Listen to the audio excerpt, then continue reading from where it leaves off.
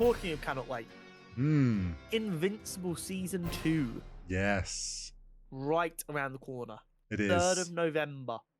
It's not long now. Not long at all. We got a trailer for Season We did. 2. We got a new trailer. Oh, baby. I'm So, excited. The big bit in the trailer Hmm. that I think most people will latch onto is Mark on a billboard talking to a destroyed city Yes. right at the very end, going, "All of you will bend to my will. You know who we are, and don't forget I am." And then, just like in Season 1, instead of letting him say his name, it cuts to the title card. Yep. That is not our Mark Grayson. Okay. That makes So, sense. That's my guess. I don't know that as a fact. That's my guess. Okay. So the reason I think this, we knew that multiverse was going to be discussed in Season 2 a couple of months back, because this was before you'd watched it. People were getting concerned that they were just going to do the multiverse shtick like everyone else is doing. And then a lot of people who've read all of Invincible like, no, the way they do it in Invincible is very different and much better. It's going to be fine. Okay. And then in the trailer, we get the character who we've not met before showing the Baller Twins. Is that right? The twins. His powers. Yeah. And that's clearly a big part of it.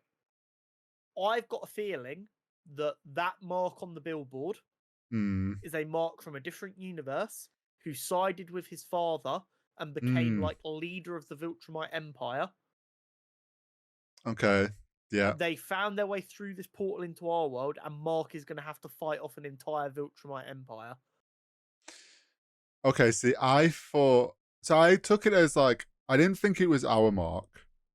Obviously, like, you get the sentence of bend your knee to us. Yeah. And it's like, okay, I was thinking, is this like a nightmare or vision he's gonna keep having where like he did side with his dad? Was it like trying to throw us like, I didn't think about the multiverse you think it stuff. might have been like a recurring nightmare type thing? This like he's now dealing with the fact that he went against his dad. Like, what would have happened if he didn't? And it's like there's like that thing, and they're trying to sell us on this idea that he goes evil. But I was thinking maybe it's like a vision or like dream nightmare. I think he literally gets the answer to the question, what if I decided with my dad? Yeah, I mean, going with your multiverse, maybe like he gets trapped in another place, or show like maybe this other guy who has the multiverse powers shows him, whether it's for a good reason or a bad reason. Like, look, this is what would have happened. There was also one other very interesting bit of the trailer. I'm not sure if you grabbed. Okay. So I think it's just after Mark slammed his hands on the desk in the diner, and he goes, "Let me get back out there," and it comes to a scene of him fighting and like blocking shots. Yeah. Did you notice who them shots were coming from? No. They were Atom Eve projections. Oh. They were pink Atom Eve projections. So I think that person we saw fighting may also be Evil Mark. Okay. Or if there is no Evil Mark and I'm completely off here, maybe him and Eve have a bit of a disagreement. Maybe. Or maybe it's a training fight and it's just like, oh, this is an awesome shot for the trailer. I do think there's going to be a big focus is Mark's going to now want to prove himself and prove that he is good. Yeah. Because obviously all this has been put out to the world. Him obviously wanting to get back out there. We'll probably get him like fighting some low level. I like that we saw Alan the alien. Yeah. Going back to his home world, going, nah, this Viltrumite's chill. He's half human. Yeah. He's like, this one's different. Trust me. He's simply built different, bro. Which I think is probably also to help set up his dad coming back at some point and the Viltrumites being an issue. I'm so excited, man. I mean, Season 1 came out before we were doing this podcast. Yeah. I've always said how much I fucking love this show. Amazon hitting so hard right now with how good Gen V has been shows that they respect superhero media. Invincible Season 1 being the masterpiece it is, and then seeing how well it was received and giving it more budget, as well as in an animated world during COVID, greenlighting 2 animated TV shows is not something someone's going to do if they're not going to let the creators do it right.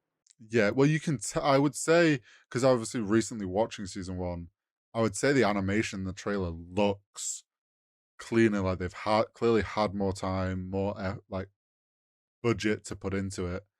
Yeah, And I think you're right. Amazon cares about superhero media. They care about animated media through the Critical Roles yeah. stuff. Like they show that they care and they allow the creatives to do it right. So I do think season two is going to be great.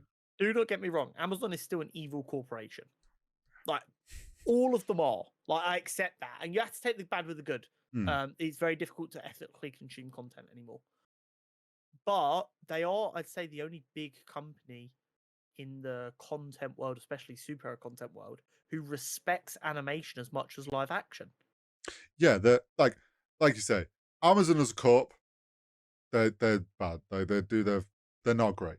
But like this little subsection of Amazon, whoever is in charge at Amazon Video, like Prime Video, and is in charge of what projects are getting greenlit and stuff, they clearly understand what they're doing and they're putting the control in the right places.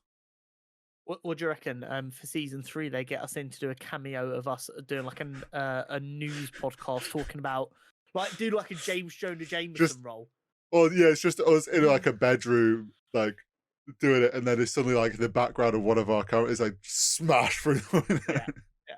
Amazon, hit us up if you want us to do a cameo. No one will get it, but it will make me eternally happy, and you don't know how difficult Yeah, that is.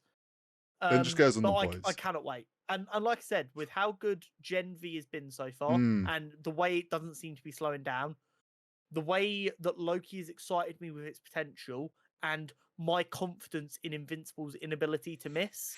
yeah. That first week where we get the last episode of Gen V, first episode of Invincible, and penultimate episode of Loki Hmm. might hit in a way we didn't know was possible. Mm, it's gonna be good. Um, I am beyond excited, and I just can't. And you know what? I'm excited that we get to experience Invincible together because we didn't get to do season 1 Yes. together, and it's going to be so much fucking fun.